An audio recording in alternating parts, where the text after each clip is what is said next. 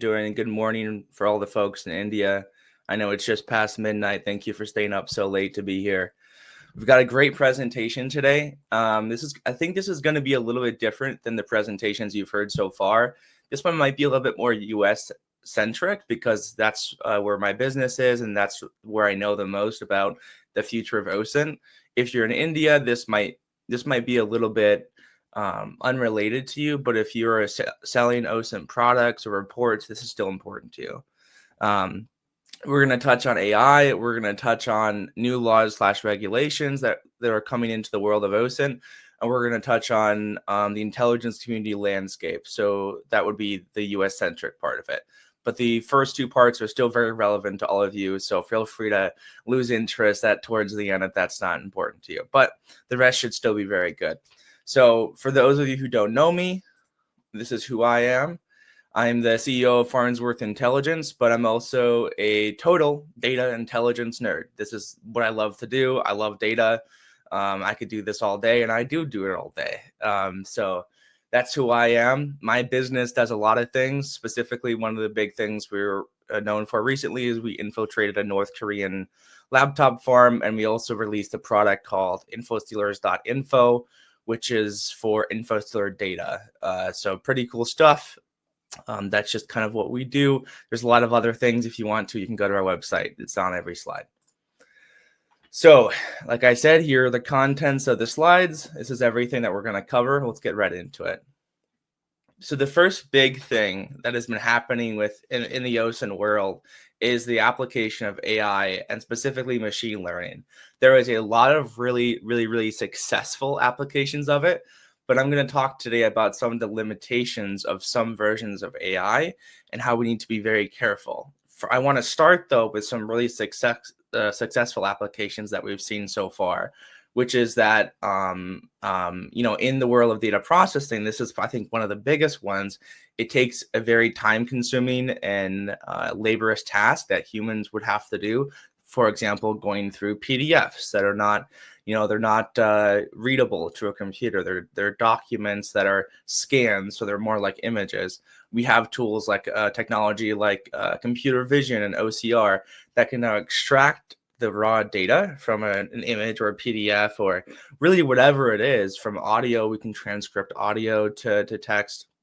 And then we can use machine learning to look for specific things that are important to us. So if we're extracting selectors from a large volume of PDFs, all we'd have to do is apply a data processing model and say, hey, we only care about phone numbers, email addresses, things that are selectors or that are useful data points. And it'll actually do that automatically for us to a certain degree of accuracy.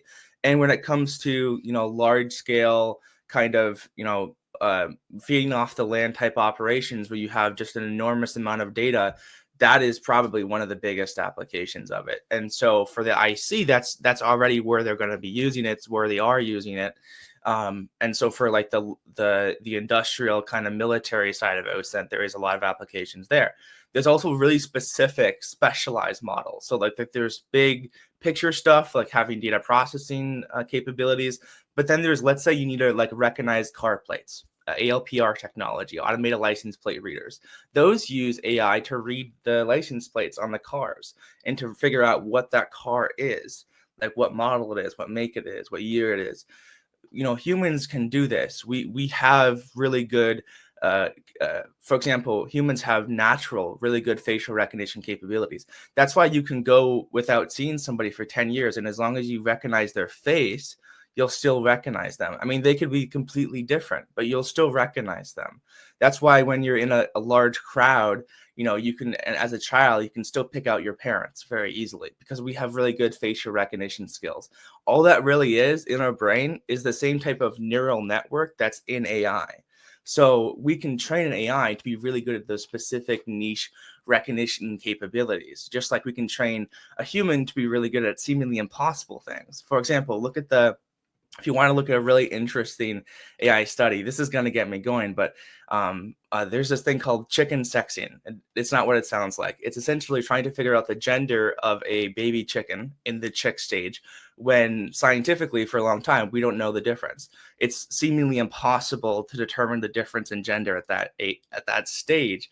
But humans have trained for so long manually, and then being able to check their answers afterwards, were we right or were we wrong, that we've actually been able to train people. People have been able to learn how to do this impossible thing. And we learned afterwards that there is some scientific difference, but humans did that without knowing that difference. They just naturally trained for so long. They figured out how to do it at a kind of neural network level. That's what AI can do. It can do that same process of training over and over again. So it gets really good at recognizing certain things. So that's really like some of the best applications of AI do that. For example, facial recognition. Again, that's just training the capacity to recognize. So it's very good. It's very good at doing that.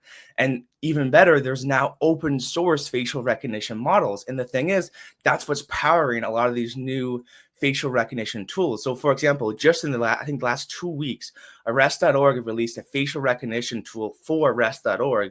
So you can upload a picture of somebody's face and see if there's mugshots that match in arrest.org's database. That's probably using an open source facial recognition model simply applied to their own data set. And that's also why tools like Face Check ID seem to be popping up all the time now, because all they're doing is massive, like large scale scraping operations. So for example, they've scraped many TikTok thumbnails. I noticed that Face Check ID did this. And so now you can get results for TikTok, which is just incredible. That's essentially all they're doing. They're taking this large amount of data and then they're processing it using AI.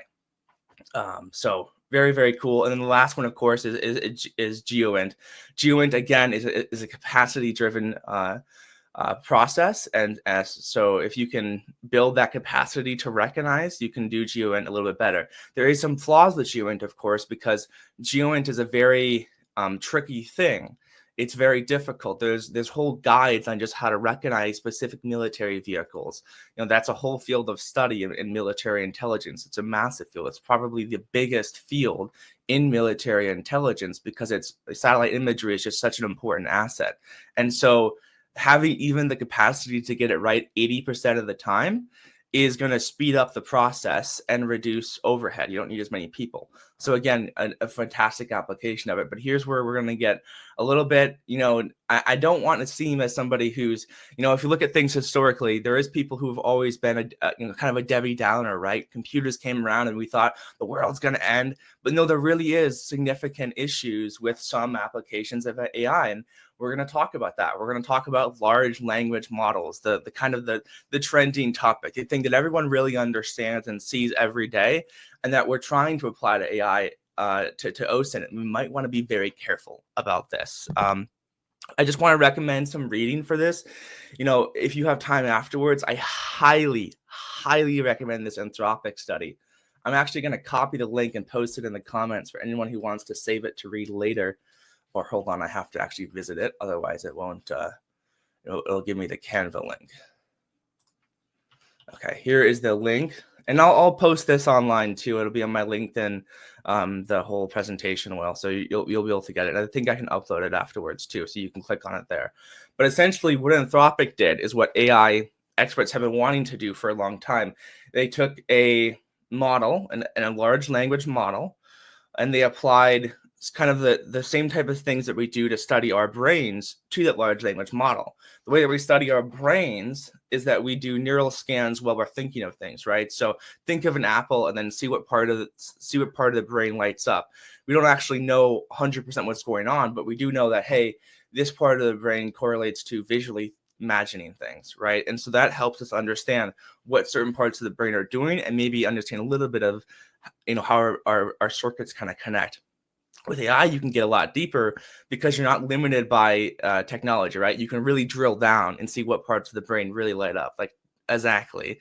And so what they've done is they've actually tested that. So they've drilled down while they're asking it questions, and they can see what parts are lighting up down to like the name of the part. So like maybe this is the section for animals, and this is the section for dogs. And if you ask it, name any four-legged animal that humans love, and maybe it starts to go into animals and then pets, and then maybe it says dogs, and then also that part will light up, and then also cats will light up, and turtles, or any of those sort of things. You can see that reasoning happening. How does it get to an answer?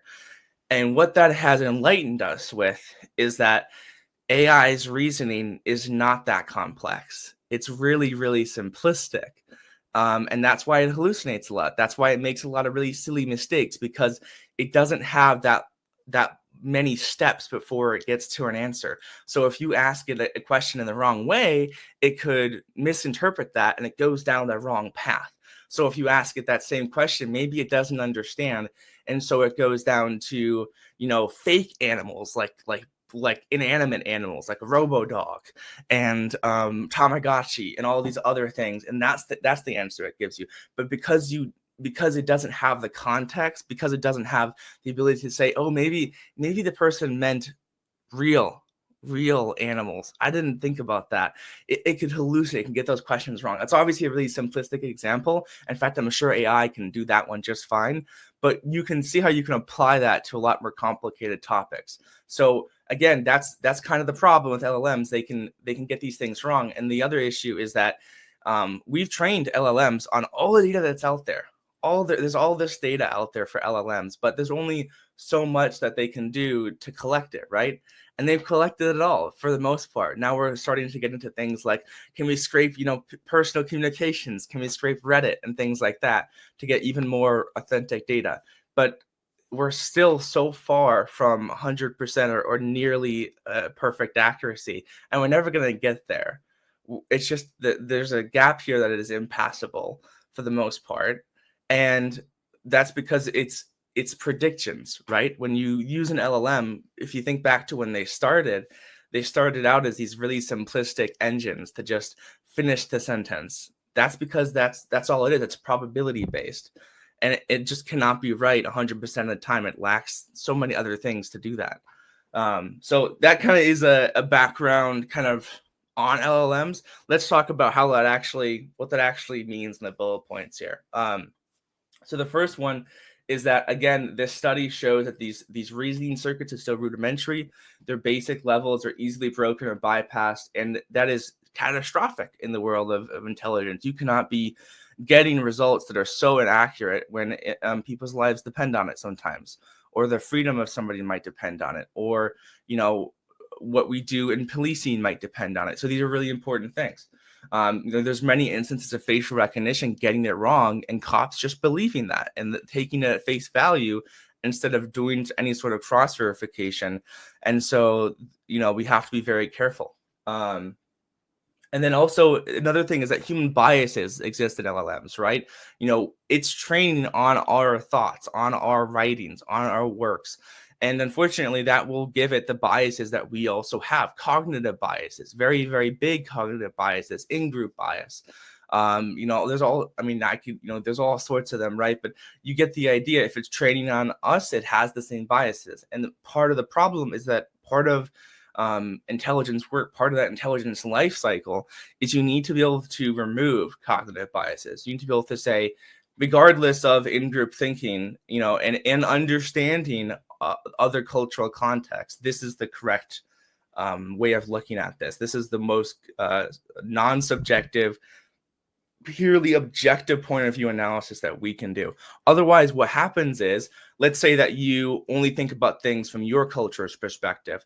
You might misinterpret some intelligence you find, let's say, of a specific gathering of people as some sort of danger, when really maybe it's just a cultural festival that you would know about if you knew their religion. And so those are the sort of like simplistic mistakes, but that those things really matter in intelligence. That's why, large intelligence agencies use linguists who've been in a country, who've been there, who've spoken the language, who've interacted with people who actually use it and understand what different things mean in different contexts and all these different factors that you can't really learn from a textbook, because that sort of understanding of a language is very, very important for intelligence. And so if we cannot eliminate human bias just in LLMs, it's not exactly safe to be used in intelligence work, but at least not to replace anything. Now, the next problem is a little bit more subjective. It's a lot harder to prove, but I think it's still very, very important. And it's that humans struggle with authority bias. We hear something from authority figures or an authoritative source, such as a university. There's Harvard data scientists, and we take them at face value because they are an authority figure. We are not in a world where we can know everything, and so it is natural that we have to rely on authorities often to learn things and understand things, and then inform us in a way that we understand. For example, famously during the COVID-19 pandemic, that was what a lot of people had to do, and so when they struggled to gain trust, that was really difficult because authorities rely on that. They rely on us to trust them because they are the experts, right? And so when we do that though with AI, it's very problematic. And unfortunately, AI kind of encourages us to. And the reason for that is because they speak confidently. They speak matter-of-factly. Their responses sound like this must be correct, right? They don't have the nuance yet that is to take a response and say, without because they'll put a disclaimer before they put their entire response, but they don't include that nuance in the response. So you ask it, what is the meaning of what is the strategic, lessons learned from the Cuban Missile Crisis? Let's just say that's the topic. It might pull out some really valuable meanings, but it might not be able to tell when something might not be wrong. It might not have their own kind of self-awareness to say, hey, this isn't my subject of expertise, and I might be wrong about this, this, and this. So I'm going to put a disclaimer and say I'm only 60% accurate on it, or use admiralty codes to rate your accuracy or your confidence in a source. Those sort of things just don't happen in that LLM pipeline right now. And I'm sure you can add those layers in. You could add, let's say, admiralty code rating into the prompt. But the problem is that's not a factor of its reasoning, right? That's not built into the model. And it can still hallucinate and get those ratings wrong and get those analyses wrong. So having it replace that analysis step is very dangerous, because if humans take that at face value, which they will with authority bias, it can be very bad, right? Especially in the operating environment of intelligence where lives can depend on it. And so we have to be very careful. Also, we've shown that over time, when we offload the cognitive tasks to technology, we lose the ability to do those tasks. We can see this historically with GPS usage and commuting. It actually negatively affects people's navigation and location skills. It makes them bad at that task because you're replacing it essentially with a technology so that you don't have to think about it. And when you don't think about things, when you don't practice things, you lose them. And so, and there's some early anecdotal evidence too that from experienced software developers, really, really talented people who have started using LLMs to generate code that they, are kind of beneath them, right? So like a basic for loop or, a function that makes a button open a menu, right? Those are things that aren't complicated, and an AI can just write that out as you're coding.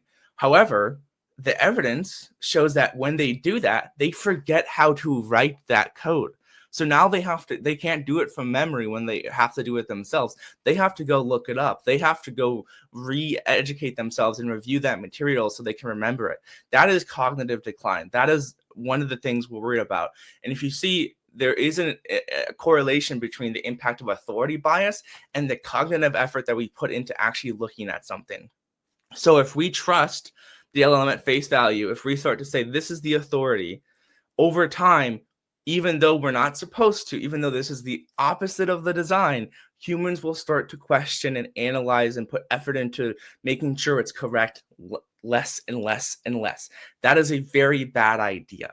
If you're using a human in the loop intelligence analysis tool, let's say, that takes the response, all the data you have, does the analysis and spits out a report. That's kind of a lot of companies are working on that idea. The problem is that over time, even the human in the loop will start to not do the work. They will start to not take that cognitive effort. They will trust the AI more and more over time. very dangerous, and we need to design systems in a way where we test them, and we know that that doesn't happen. How can we design systems that maintain cognitive effort, that prevent that authority bias from seeping in? That is one of the biggest problems in AI, and applying it to any field like this. And I think that is something that we need to focus on more. So let's look at the future. What can we hope for? I can't predict the future, but I can say this is what we should do. This is what we can hope to do. This is what will really help society and improve things. And I think that machine learning models are fantastic. These specialized models that replace specific tasks, especially on large scales and data sets and extremely large amounts of data, phenomenal. This is something that we should keep doing. It really does supercharge the intelligence process. Things like data processing, facial recognition, GeoInt, any sort of recognition tech, whether it's license plate recognition, even especially in satellite imagery. If you can imagine, if you have a network of satellites around the world, I'm sure this is already being done, you can use recognition models to, let's say, follow a vehicle that looks like a military vehicle throughout different satellite feeds, and using information about that vehicle to tell which one is which between the feeds. There's all sorts of different things that you can do with that. And so it's very powerful and successfully deployed applications of AI/ML. And then the next thing is, I can only hope that if we do increase the use of generalized LLMs, these large language models, that we do it in step with innovations of systems to improve reasoning skills, prevent hallucinations, combat authority bias in human users, and protect against cognitive effort decline. Humans will likely stay in the loop, and we could only hope for a very, very long time. Hopefully no one makes the decision to give it complete autonomy. That would be a very bad idea. So again, those are the kind of the hopes. We'll see what happens. It's not up to me, right? It's not up to any of us. We can only hope that the powers that be, make the right decisions for the sake of humanity, not just the sake of their own countries. So now, next topic: new laws, regulations, enforcement. The OSINT world is always changing, and there's scary new laws that change our lives. So the first one, this is very relevant to all of you, and I'm sure many of you have heard about it, is there's recently some announcements from India that they're going to be prosecuting OSINT companies in India that sell certain kinds of data. So for example, they could be selling breach data, or like our company does, we sell InfoSealer data. That would be illegal in India. We're not based in India, so we're not worried about it. But that is one of the things that they're going to go after. And it's because there's certain laws in India that basically say no matter what, any sale of this sort of data is illegal. And so they have announced they're going to start prosecuting people who sell that data. And so that should be a very big concern. If you're an OSINT company in India right now, even in your reports, I would be very cautious about including any of that sort of data if it is going to put you at legal risk, of course. In the United States, there is some regulation that almost passed in this last administration. There was a proposed Consumer Financial Protection Bureau regulation that basically stated that under the CFPB, and specifically there is specific regulations for consumer credit rating agencies in the United States. They have to be able to, get a copy of the report. People have to be able to do that for free. They have to be able to dispute the data and even request opt-outs. Those are, some of the protections we have when it comes to reports that affect people's ability to do things like buy homes or get jobs or rent an apartment. But they were essentially trying to put a regulation in place that would say that data brokers now have to fall under the same regulations. So examples of really, really, really, really well-known data brokers in the United States would be stuff like Pitfalls, would be companies like Truthfinder, and any of those sort of online kind of people lookup tools that give you reports from public data, commercial data, anything like that. Those would fall under those new regulations. Now, there's a lobbying group for investigation, security, et cetera, personnel, and they already basically responded back, hey, this is going to affect the jobs of many people who do very good things for our country and for the citizens of this country, and you're going to make their jobs very, very, very difficult, which is true. It is very true. And so they've gone back and they've withdrawn it, but they're still pending changes. So it could come back in this new administration as a new policy. Of course, if you look at the political landscape, I'm not going to get into politics, but the way things are going is the CFPB is trying to be they're trying to downsize or get rid of it entirely. So it's up to this new administration whether this will really continue. But things are looking good for the OSINT community. I will say that, because obviously it's been withdrawn, and then like I said, it's unclear whether there will be a CFPB, so it might not come back. So we'll have to wait and see, but that will drastically affect the OSINT world, because all these different tools that you use to get US-based data will suddenly become, maybe they won't exist, or they'll become more expensive because of the new cost associated, et cetera, et cetera. Additionally, in the United States, there is a lot of new state level privacy laws. And so you really have to keep an eye out for new ballots and things like that in your state if you're an OSINT company or even just a private investigator, because of course they affect you as well.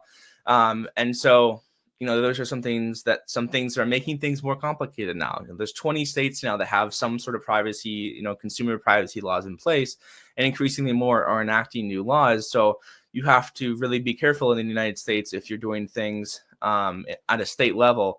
It's a little bit more complex, obviously, when you're doing things at a federal level. And that's where, having somebody like a GRC expert at an OSINT company is going to become more and more important when it comes to making sure you're making sure that you're compliant, not just, compliant with the federal laws, which is somewhat easy, but compliant with all the different state laws as well, because that's a very complex regulatory landscape. So yeah, things are changing. It's unclear whether they will change as drastically as it seemed like they would. But we can only wait and see. And as OSINT companies, we can only hope for the best, right? Okay. So now comes I think maybe an interesting part. The U.S. intelligence community landscape for OSINT. So this is going to be relevant to companies who sell data, maybe to the U.S. government. It could be relevant to contractors who work at companies that sell to the U.S. government, or people here that aren't from, the majority of the audience, people that are from the U.S. Because I think I did see a few people in chat that were from the U.S. The U.S. intelligence community landscape outlook is looking really good for OSINT, especially for smaller businesses as well. So the community is increasingly prioritizing OSINT as the into first resort is the phrase that they've come up with. It's being directed from the top down to take better advantage of OSINT, which started with a directive by the Director of National Intelligence in the 2024 to 2026 IC OSINT strategy document. Basically goes over all of these different important things about OSINT. It's a great document. It's linked in the presentation. You'll be able to watch it later and get that link. The new Director of National Intelligence, Tulsi Gabbard, sorry if I mispronounced that, also called for better integration of OSINT at a very, very recent conference, the 2025 GeoInt conference, quoting, "We limit ourselves when we don't include OSINT as a core capability." Obviously, they talked about other in disciplines, GeoInt, those things as well, but to get a kind of a shout out to OSINT is a great sign. They are enacting standards on reliability and verifiability, though, that affect vendors selling to the IC. Essentially, the IC is saying, hey, we want to be able to see where data is coming from. We want to be able to rate that, right? Those admiralty codes say, hey, is this a reliable source? What do we need to do to understand this data? And because OSINT is so complex, these are really important standards. I mean, if you think about it, let's say you have a data breach. If the data breach is let's say it's more of a dump, so it has multiple data breaches, maybe other data in it. You don't know what the original sources were, so that affects the reliability of that data. It could include data that's not actually part of the data breach that you cannot source. You don't know where it came from. And so that level of insight is important when you're making big decisions. For example, there was a little bit of a kerfuffle, whatever you want to call it, with a U.S. high-level person. I forget the name of it. I don't know. I don't think it may have been Peter Hagsworth, or I think there was the person that was involved with the Signal controversy. And there was data breaches from him in these Russian forums. And so there was a concern, is he connected to this? But what people didn't understand is the source of that data and how it was actually wrong, and how these emails were automatically generated and then added to that dump. And because people did not understand the sourcing of the data, they relied on it too heavily to make their decisions, and it came out later on, of course, that this was false, that there was a mistake, and this was an inaccurate answer. In fact, Financial Times reached out to us, and we basically said the same thing. We only gave it about a 50% chance of being correct. So that is a pretty low score when it comes to intelligence, because it basically says we can't be 100% sure we're wrong, but we also can't be 100% sure we're right, and you should really be very, very careful. And that was just in 20 minutes we were able to make that determination. So having that understanding of the sourcing of data is really important. And when you're making high level intelligence reports and understanding that data, extremely important. So that's something that vendors are going to have to start thinking about when they're selling to the IC. Also, OSINT is just being taken more seriously in general. It's gotten its own additional oversight by Congress, including a brand new OSINT-specific subcommittee in the House of Representatives Intelligence Panel. So, very much more of a serious discipline now. Of course, it's been around for quite a while now. I think OSINT has really come into its prime now, though, and people are starting to realize its extreme value. Okay, the final thing here is the rise of consortiums. If you follow U.S. intelligence, you might have heard that there is a new RFP, request for proposals, from ODNI for a intelligence community data consortium. So backing up a little bit, there's an existing company called Gristmill Exchange, and there's also one operated by Core for Ace. I may be mispronouncing that. That essentially acts as a layer between U.S. government, mill, contractors, cleared people, and people who are small businesses like myself, for example. We're not a FedRAMP certified company. There's all sorts of things that you would have to get. It costs hundreds of thousands of dollars to get ready to sell it to the U.S. government, especially at a very high level. And so what that allows the government to do is, let's say we have data that's useful. Gristmill will list that data, and then the government can come in, talk to Gristmill, who is safe and cleared and all these other things, and they know that and they trust that. And then Gristmill reaches out and says, a company wants to buy your listing, your data. It's yes or no, sell. I never know who it is. And everyone's happy. Those are kind of what an exchange is. But I think a lot of this consortium idea comes somewhat from that, right? Okay, what if we did that for the government level? What if we have all of the features of an exchange, so all of the benefits of that as well, but also we add in that when we buy data once, we don't have to buy it 5 more times. So, for example, if you're the NSA and you're buying Team Servers data, NetFlow data, you might have to buy it once, but then also every other agency has to buy it again. The FBI, the NSA. The DoD, they all have to buy that data, and you're basically wasting government funds by buying it more than once. Now, of course, I would be happy if they did. That's to my benefit. But the idea is that, okay, if we're going to save government money, this is one where we can do it. We can have a consortium where we buy it once, and then it can be transferred between agencies at the federal level. And so that is the idea behind this consortium, and it has definitely scared some OSINT companies. If you sell raw data, so not platforms, not reports, not an enriched product, intelligence product, but just raw data, obviously you're going to lose money from this potential consortium. So it has scared some companies, but it's not going to really upset big established players as much as it would upset people who as much as people think, right? Because the big established players, companies like Babel Street or Flashpoint, they're not really just selling raw data. They might sell some raw data, but they sell so many more things. They really just sell a platform. And so that's not going to be something that you can just transfer around between agencies. And so they're not really going to lose much. But what it does do is, just like with GME, Gristmill Exchange, it opens up the door to more companies, to more data for the government. They can now buy tons more data. They can access it, and they can move it around faster and better.